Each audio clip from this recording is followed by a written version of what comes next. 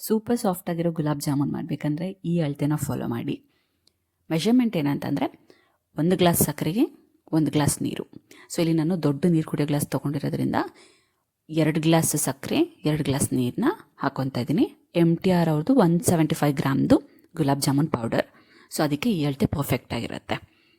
ನೀವೇನಾದ್ರು ಚಿಕ್ಕದು ಇಲ್ಲಾಂದರೆ ಬೇರೆ ದೊಡ್ಡ ಗ್ಲಾಸ್ ತೊಗೊತೀರಾ ಅಂದರೆ ಇದ್ರ ಪ್ರಕಾರ ಅಳತೆನ ಅಡ್ಜಸ್ಟ್ ಮಾಡ್ಕೊಳ್ಳಿ. ಇದಕ್ಕೆ ನಾನು ಸ್ವಲ್ಪ ಕೇಸರಿ ದಳನ ಹಾಕ್ತಾಯಿದ್ದೀನಿ. ಸೊ ನೀರೆಲ್ಲ ಚೆನ್ನಾಗಿ ಕರಗಿದ ಮೇಲೆ ಈ ಥರ ಜಸ್ಟ್ 2 ರಿಂದ 3 ನಿಮಿಷ ಅಷ್ಟೇ ಪಾಕನ ಕುದಿಸ್ಕೊಬೇಕು. ಒಂದೆಳೆ ಆಗಲಿ 2 ಎಳೆ ಪಾಕ ನಮಗೆ ಅವಶ್ಯಕತೆಯೇ ಇಲ್ಲ. ಸೊ ಆ ಥರ ಆದರೆ ಗುಲಾಬ್ ಜಾಮೂನು ಪಾಕ ಹೇಳ್ಕೊಳ್ಳಲ್ಲ. ಸೊ ಇಲ್ಲಿ 2-3 ಏಲಕ್ಕಿ ಹಾಕಿ 3 ನಿಮಿಷ ಕುದಿಸಿ ಆಫ್ ಮಾಡಿದ್ದೀನಿ. ಆಗಲೇ ಹೇಳ್ದಂಗೆ ಗುಲಾಬ್ ಜಾಮೂನ್ ಪ್ಯಾಕೆಟ್ ಬಂದು MTR ಅವ್ರದ್ದು.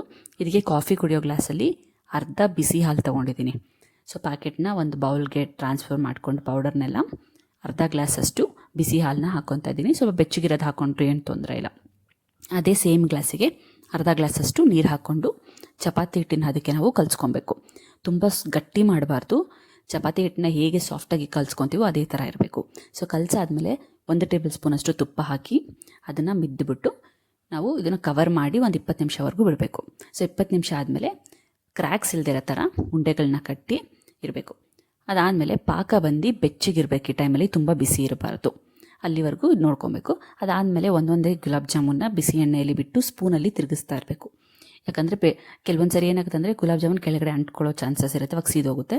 ಸೊ ಆ ಥರ ಆಗುತ್ತೆ. ಅದಾದಮೇಲೆ ಎಲ್ಲ ಗುಲಾಬ್ ಜಾಮೂನ್ನ ಕರ್ತಾದ್ಮೇಲೆ ಇಮಿಡಿಯೇಟಾಗಿ ಬಿಸಿ ಇರೋವಾಗಲೇ ನಾವು ಪಾಕಕ್ಕೆ ಹಾಕಿ ನೆನೆಸ್ಬೇಕು. ಸೊ ಒಂದು 3-4 ಗಂಟೆ ಆದಮೇಲೆ ಚೆನ್ನಾಗಿ ಪಾಕ ಎಳ್ಕೊಂಡಿರುತ್ತೆ. ಸೂಪರ್ ಸಾಫ್ಟಾಗಿರೋ ಗುಲಾಬ್ ಜಾಮೂನ್ ರೆಡಿಯಾಗಿರುತ್ತೆ. ಇದನ್ನು ಓವರ್ ನೈಟ್ ಬಿಟ್ಟು ತಿಂದರೆ ಇನ್ನೂ ಸಖತ್ತಾಗಿರುತ್ತೆ.